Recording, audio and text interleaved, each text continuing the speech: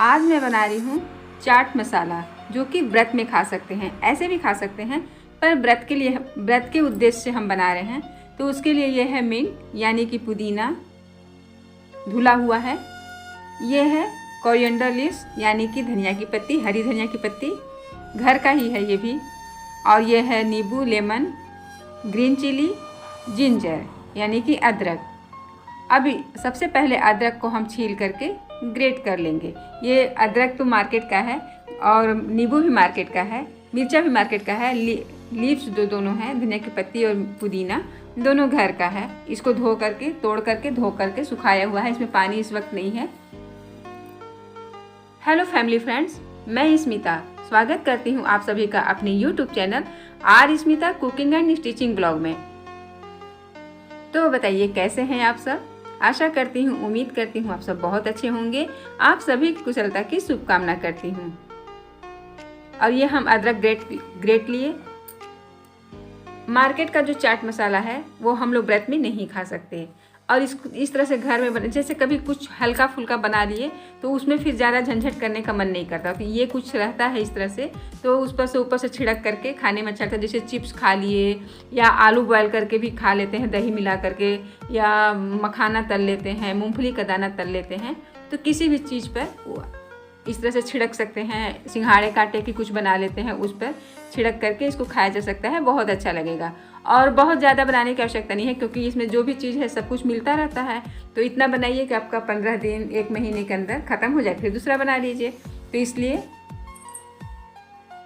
थोड़ा सा अपने अकॉर्डिंग बनाइए, थोड़ा सा का मतलब नहीं है, जिसको जितना मन हो उतना बना सकते हैं। तो अदरक को हम ग्रेट कर लिए, हरी मिर्ची को छोटा छोटा कट कर लिए। अब धनिया की पत्ती है, इसे भी छोटा छोटा कट कर लेंगे।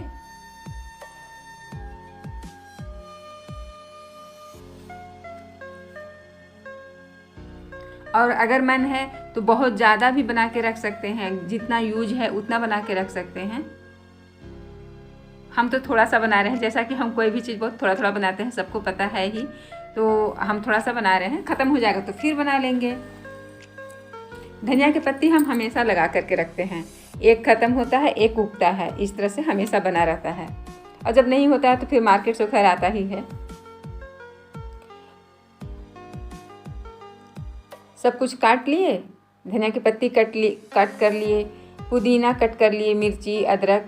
अब इसमें हम नींबू का रस गार देंगे, और नींबू भी अपने अकॉर्डिंग लेना है, पर बहुत ज़्यादा, जैसे जितना ये चीज़ है, पत्तियाँ जितना है उतना ही तो लेंगे ना। तो हम 2 लिए हैं, अगर ये ज़्यादा रहेगा तो नींबू भी आप बढ़ा सकते हैं। अपने खट्टा, जितना सबको खट्टा चाहिए उसके अनुसार, अपने अनुसार रख सकते हैं। कम ज़्यादा की कोई ज़्यादा वो नहीं है कि कम ज़्यादा हो जाएगा तो कोई दिक्कत है, थोड़ा कम थोड़ा ज़्यादा चलेगा, कोई दिक्कत नहीं है।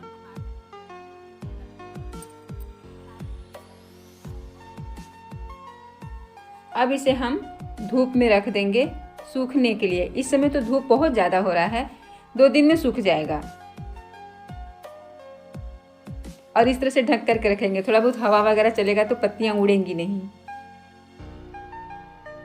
बिना ढके भी रख सकते हैं, लेकिन वही उड़ने जब सूखेगा तो उड़ेगा, इसलिए ये हम धूप में ले आकर के इस तरह से रख देंगे। ये है दूसरा दिन। 2 दिन इसको सुखाए थे, फिर रख भी देते घर में, 1-2 घंटे धूप में रखते थे, फिर शाम को घर में रख देते थे। और इसमें एकदम सूख गया है खूब, जैसे नहीं आवाज़ आती है सूखेपन का, खर का, वो चीज़ हो गया है, बहुत अच्छी तरह से ये सूख गया है।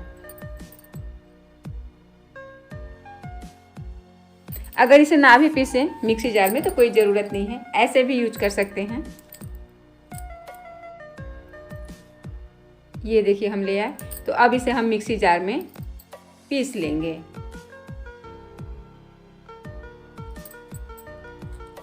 ये बहुत अच्छा होता है, ऐसे भी बना। और हाँ, इसमें भुना हुआ जीरा, काली मिर्च और सेंधा नमक यूज करेंगे, तो वो अलग पिसा हुआ है ही, जैसा कि आप लोग देखते ही हैं। तो वो हम इसके साथ मिक्स करके नहीं पीस रहे हैं, वो अलग है। जब मिलाना होगा तो पिसा ऑलरेडी वो पाउडर है ही, इसमें मिला लेंगे, या जब मिलाना होगा, किसी चीज़ पे छिड़कना होगा तो साथ में मिक्स कर लेंगे। पर इसमें हम डाल करके इसमें एक साथ में नहीं पीसे हैं। ये इतना है, इतना तो बहुत चलेगा। आप लोग अपने अकॉर्डिंग बनाइएगा, ज़्यादा भी बना लीजिएगा, बना करके स्टोर कर लीजिएगा, बार बार नहीं बनाना पड़ेगा। लेकिन थोड़ा बहुत ज़्यादा दिन का नहीं, जैसे एक बार बनाइए, महीने 2 महीने में ख़त्म हो जाए, ऐसा बनाइए। 1 साल के लिए भी रख सकते हैं, लेकिन उसकी खुशबू थोड़ी सी कम हो जाती है। तो ये इस तरह से बन गया है और ये बहुत अच्छी, इसकी खुशबू इस वक्त इतनी अच्छी आ रही है ना कि हम क्या बताएं। इसके खुशबू को एहसास आप लोगों को हम नहीं करा सकते हैं, पर वाकई में बहुत ही खुशबूदार ये है। अब इसे हम इस डिब्बे में, ये है बटर का डिब्बा, दिख ही रहा है। तो ये सब कुछ आता है ना मार्केट से, तो छोटा छोटा डिब्बा इस तरह से हम रखे रहते हैं। ज़्यादा तो है नहीं, कम है, तो इसमें ढक करके बंद करके रख दिए। अब ये है चना की दाल। जैसे हम कोफ्ता बनाते हैं, तो कोफ्ता बनाने में बेसन का यूज करते हैं। तो बेसन, कच्चा वाला बेसन अगर हम मिक्स करते हैं तो वो फ्राई होता है, तो उसमें उतनी अच्छी तरह से वो अंदर तक फ्राई नहीं हो पाता है, क्योंकि वो तो गोला गोला बॉल्स बन जाते हैं।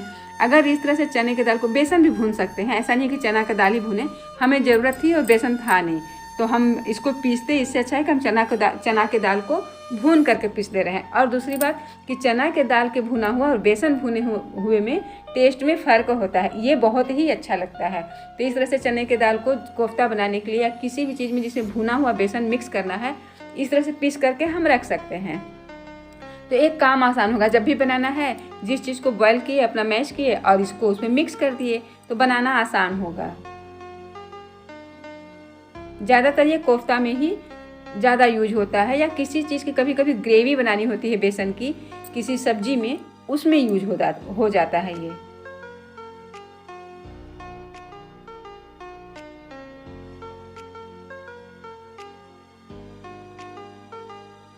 इसको भी इसी बटर वाले डिब्बे में, कई ठो बटर वगैरह आता रहता है, तो ख़त्म हो जाता है तो हम फेंकते नहीं डिब्बा। और इस तरह से जब छोटा चीज़ रखना होता है, कम चीज़ रखना होता है तो और दूसरी बात, कम चीज़ रखना होता है तो छोटे डिब्बे में रखना आसान होता है। और दूसरी बात कि जैसे बच्चे कहीं जा रहे हैं या कोई भी कहीं जा रहा है, तो कुछ कम चीज़ देना होता है ना, जैसे कुछ ले जाने के लिए, तो इसमें दे सकते हैं। और उनको जैसे स्टील का अगर हम कोई टिफ़िन दें जो यूजफुल है घर का, वो दें तो उनको लाने में दिक्कत होती है। ऐसे ही लोग खाते हैं, तो अपना आया घर तो ठीक है, नहीं आया तो भी ठीक है। तो ये बेसन भून करके हम रख लिए। ये है मिर्चा, खेत का ही मिर्चा है, जो हम अक्सर कुछ न कुछ लगाया करते हैं। तो उसमें से जब पक जा रहा था तो इसको तोड़ तोड़ करके हम रख रहे थे, और इसको इस तरह से हम सुखा लिए, और इसका हम बना लेंगे पाउडर, यानी कि मिर्चे को हम पीस लेंगे।